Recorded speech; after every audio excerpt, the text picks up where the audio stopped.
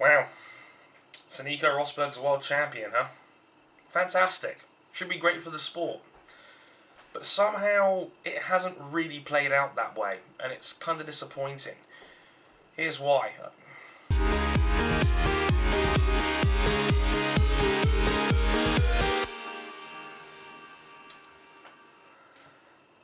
Hi guys, Harrison101 here, aka Andre Harrison. You probably know the name already. Now, I'm not going to be on the Motorsport 101 podcast this week because I haven't got a day off work till Thursday. But as I thought, to compromise, I'd make a video blog talking about the title fight and the final race. Now, let's get some of the nitty gritty out of the way. This was probably the best F1 race of the year, top to bottom.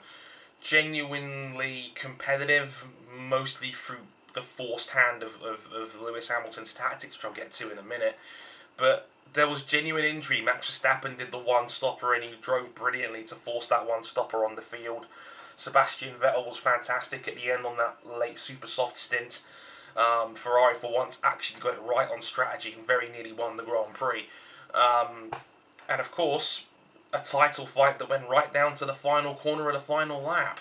And that's one of the best finales I've ever seen to a championship. And, you know, Nico Rosberg finishes second to Lewis Hamilton and he pulls off this miracle win. And that's fantastic. On the face of it, you think that would be a really, really cool thing to have happen. But, of course, it really isn't as simple as that, you know? And that I do find kind of disappointing. That, you know, as a result of all this, is that the media hype train regarding this race has been so ugly. But let me get this disclaimer out of the way. I had no problem with what Lewis Hamilton did trying to back Rosberg up into Verstappen. It was the last act of a desperate man, and we all knew that Hamilton could not win the title by purely winning the race. It was never as simple as that. Since Malaysia, the title has been out of Hamilton's hands mathematically. Rosberg could just finish second every single race and win the title that way, and that's exactly what Rosberg did. Rosberg played the percentages perfectly. That's what any smart champion would do. And Hamilton, the last trick he had in his book was deliberately drive slowly and, you know, drift and coast, slow down on every apex, make it in such a way that Rosberg couldn't pass him, and, you know, try and get Vettel and Verstappen back into play, and that's effectively what happened. It was a brilliant pass from Rosberg, by the way, in the middle of the race to overtake Verstappen when he was one-stopping. That was a truly brave move given the circumstances. The pass of a world champion was what I used to describe it on Twitter. But yeah, Rosberg is champion, and great for him. And, you know, Hamilton was relatively classy about it on the podium, I guess. Hugged him in the Parc Ferme, shook his hand, had the handshake on the podium, it was all nice and all. Then Hamilton basically throws all of that away in the post-race press conferences and talking with Lee McKenzie, where he says that the best man didn't win. I'll leave that to your imagination. And I believe he also said if all the cars were equal, I'd be world champion, which basically is a ridiculous amount of disrespect. I mean, it's your way of saying, oh, well, he didn't deserve it, I was better than him this year, and, you know, essentially I should have won the championship. Now, I think that's a bitch move, personally. I mean, if that's the way you feel, don't shake the man's hand on the podium, don't act like you respect him, because you clearly don't, because if you did respect him, you'd respect the fact that Formula 1 is a sport where intangibles happen all the time, and that's the way the cookie crumbles sometimes. I'm not saying Hamilton can't have that opinion, of course he can. But then go all the way with it. Don't shake the man's hand and act respectful on the podium, then disrespect his championship by saying about how much better you were than him. I think, like, you're a grown man of 30 years of age, and yet you still want to act so ridiculously petty and childish about who won the title or not. Which is ironic, because as soon as he said that, the British media jumped all in. Andrew Benson wrote this article talking about, Rosberg's a champion, but did he deserve it? And then there's another article about him that came out this morning saying, oh, Rosberg will never be on Hamilton's level. Well, no shit. Hamilton joined this team, and Hamilton has been insane 2014 and 15. And I mentioned before in the Dre brief last week, Hamilton had the lion's share of the luck in 2015, but nobody talks about that. And the reason why that is because we expect Lewis to be better. So when the bad stuff happens to Rosberg, it's like, oh, well, no big deal, Hamilton would have won anyway. When it happens to Hamilton, it's like, oh, well, Hamilton's been screwed, can't have that. And, 2014 is a bit more debatable, but in 2015, Hamilton was definitely luckier. But because Hamilton was better than Rosberg anyway, nobody drew attention to that because, again, Hamilton feeds too many meal tickets. It's one of those things. And it's a shame the British media has reacted in such an immature fashion. But I can't say I'm surprised because that's the way the media has been this entire season. It's been a season that's been shrouded by politics. From the qualifying goof up at the start of the year to this battle of reliability and who's had the luckier season and can Rosberg do it, and whenever Rosberg does anything good we've got to say it's because of a third party technicality or because Hamilton's been better this year. That's the story of this season. That's what the season has been. It's been a battle of one narrative against another, and it's happening right now where Rosberg just became like only the first new world champion since Sebastian Vettel in 2010. That first new world champion in 6 years, and saying, oh, well, I literally had 2 people tweet me saying, oh, but he doesn't sell magazines. Oh, I don't think he'll be on the Ellen show like Lewis did. Way to miss the point, you guys, okay? We know Hamilton is a different operator. We know that Hamilton is a marketer's wet dream. We talked about that earlier this season when Bernie Ecclestone came out and said that Lewis was better for the sport than Nico was. Now, better for the sport is a debatable and subjective term in the first place. But we know Hamilton goes on mainstream TV. We know he goes on the Graham Norton show, the Jonathan Ross show, and all that shit. It doesn't diminish what Nico has done any less. And that's a shame, because that's been the story of Rosberg's entire championship. It's been, well, they've been trying to tone it down because of the nature of Lewis Hamilton and the fact it's his sport now. And that I find kind of sickening and gross, because I think Lewis has been great this year too. He's going to be the first 10-win champion, of the first 10-win non-champion, I should say. And he out-qualified Rosberg 12-9. He won more races than Rosberg 10-9. But Formula 1 is a sport where unreliability happens, where you're not going to get the true result because you're relying on other things like mechanical reliability and other people's actions on track in a sport where anything can and has happened this year. And that I find disappointing. I find it disappointing that has become the narrative of the season, is where, anything to put down Rosberg in the eyes of the superior Hamilton. And 2013, 14, and this year, Rosberg was more than a match for Hamilton, competitively speaking. 2014 went to the final round. 2013, they were close, and if anything, Rosberg was the unluckier one because of mechanical retirements in that season as well. I'm pretty sure Rosberg had 2 failures to Hamilton's 1, but we don't talk about that. 2015 was probably the only real year where Hamilton definitely outdid Rosberg, and even then, Rosberg had the back-to-back failures in Monza and Russia, and his season was over. So naturally, it doesn't make me feel happy about the sport I'm watching. Let's put it that way. And that's just the nature of it, really. I totally agree.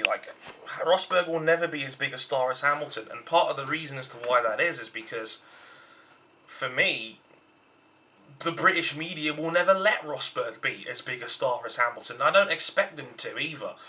Rosberg is German. Let's not hide it. Let's not beat around the bush here. He is German. He's not an English native speaker like Hamilton is or like Jenson Button was. Same with Sebastian Vettel. The British never really got behind Vettel either. As soon as 2014 happened, they started making all these narratives up about how he might not be that good a champion because it might have been all the car, when we all know the best car wins in F1 anyway. And they were always asking Hamilton whether this could be the race where Mercedes gives Red Bull a fight. I don't know how much of that was our own desperation and how much of that was just Lewis being Lewis, but we've always gotten behind Lewis in this way. And I remember specifically in 2013, they were talking about how, Vettel was going to kill the sport by winning all the time. Funny how these things turn out. But in any sense, Great Britain is a country which is driven a lot by patriotism and xenophobia. Now, I don't want to get too political on this vlog, but we just had Brexit, and the Leave argument was one fueled with immigration and not many people not knowing about EU law and whatnot, and it was a lot of talk regarding, like I said, immigration and people from different countries being in the United Kingdom. And let's be real here, we had a World War 70 years ago.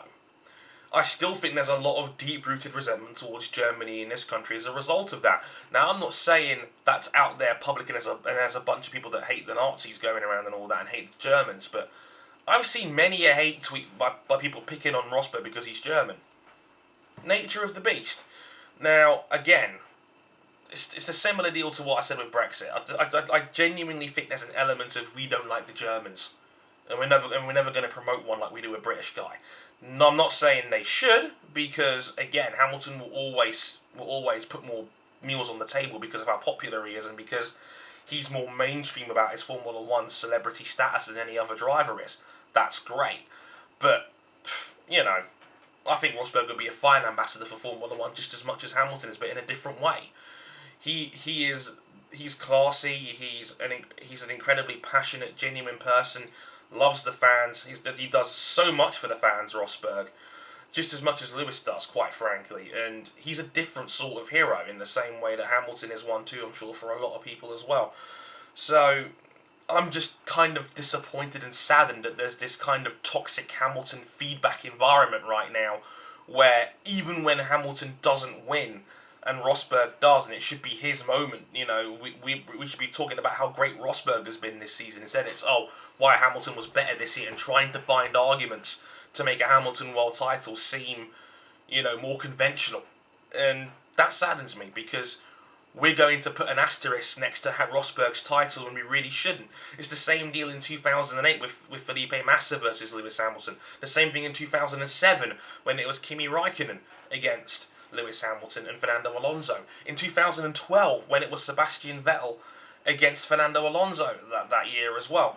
All these times where close title fights have happened, where everybody tries to make an argument for the other guy, and that makes everybody look bad. And it's just not nice. I don't like it. It's just needless and unnecessary, and it just gets on my nerves.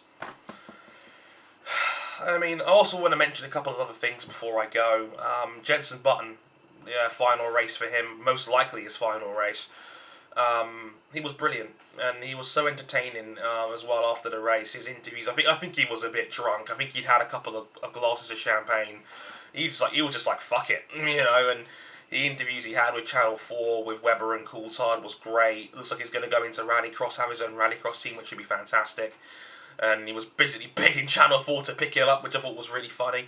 And his interview on Ted's Notebook, where he just hijacked the notebook too, and that was great. I mean, it kind of made me realise just how much I'm going to miss Jenson Button. And, you know, a tremendous driver, a tremendous ambassador for Formula One, a really, I mean, I don't think anybody has ever said a bad word against Jenson Button as a human being.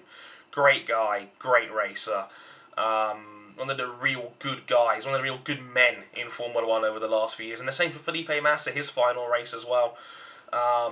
Williams really did pave the way for him in terms of, you know, a really genuinely touching exit. They gave him his Brazilian car as a thank you, which was a really, really classy gesture from the Williams team in general. And again, Massa, one of the real good guys in Formula One, one of the real good men that Formula One has had in recent times. And one of the most likeable and genuine personalities that Formula One has had in this modern 21st century era. So I'm going to miss them both a lot. They're great drivers, great personalities. And I wish them all the best in whatever they decide to do in the future.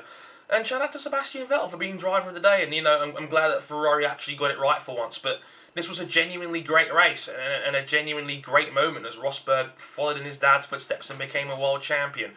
But that story doesn't sell enough papers. And that's kind of been the story of the Abu Dhabi weekend.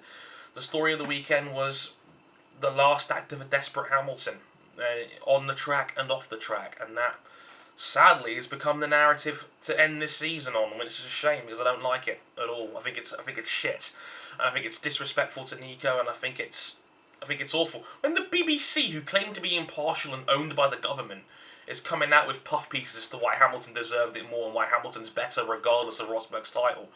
The whole thing makes you go, fuck off F1 media. It's what inspires me to try and create better media for everybody, because this shit just annoys me. And you know, it's great if you're one of those circle jerking Hamilton fans that wants to tweet me talking about how much I sucked Rosberg's dick off last night, which is a true story, by the way. And that's the environment that I'm now in, and that's something I'm going to have to get used to as a fan and as an aspiring journalist. It's just shit. And that's the bitter taste in their mouth that comes with being a Formula 1 fan this season. But there you go. I hope you guys enjoyed this vlog. If you liked it, let me know. I might be tempted to try and make more of them in the future. I'd love to maybe give that a shot. If you guys like it, over maybe, example, the Dre Brief series. If you like me talking more off the cuff, let me know. I'd like to see what you guys' opinions are on the whole thing. Anyway, until next time, I've been Andre Harrison. Thank you very much for watching. Enjoy the podcast this week. It should be a good one with 4 guys on it. Downforce Radio's Lewis Sotheby's on there, as well as RJ O'Connell on Twitter. You guys will love it, I guarantee you that. Until then, I'll catch you guys next time. Sayonara.